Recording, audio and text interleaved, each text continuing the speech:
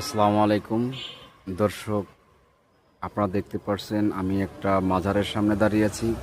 এই মাজারটা মূলত অবস্থান করছে দৌলতপুর, নবাবগঞ্জ, ঢাকা। এটা হচ্ছে আপনার জিন্দা পীর মোহাম্মদ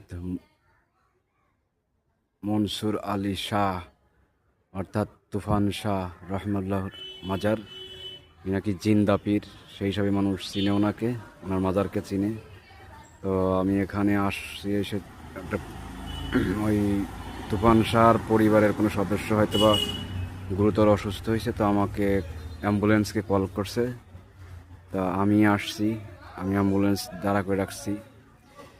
তো আপনারা দেখতে পাচ্ছেন এটা হচ্ছে তুফান শাহর যে দরবার শরীফ, তার মাজার শরীফ। ভিতর থেকে যে গেটটা দেখতে পাচ্ছেন, তুফান শাহ দরবার শরীফ নামে লেখা।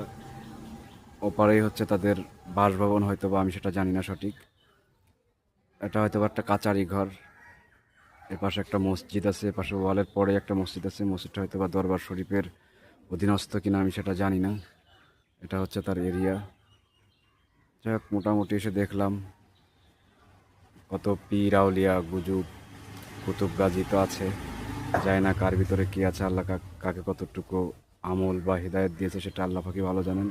তবে আমার একটা বিষয় আমি খুব খটকা, যে জিন্দা পীর হয় কীভাবে, পীর কখনো যে মারা যায় সে জিন্দা হয় কীভাবে, আমি এটাই খুব আশ্চর্য হয়ে যায়। কেন এগুলা লিখতে হবে, বা এরকম খুব সৌন্দর্যমণ্ডিত করে তাকে মাজার সিস্টেম করে গম্বুজ টম্বুজ দিয়ে তার নিচে তাকে শুয়ে রাখতে হবে।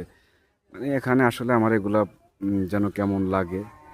তো হয়তো বা অনেকের কাছে মাজার পীর এগুলা ভক্তি অনেক বেশি। আমি এই বিষয়ে কোনো কথা বলতে চাচ্ছি না। তো এটাই আর কি।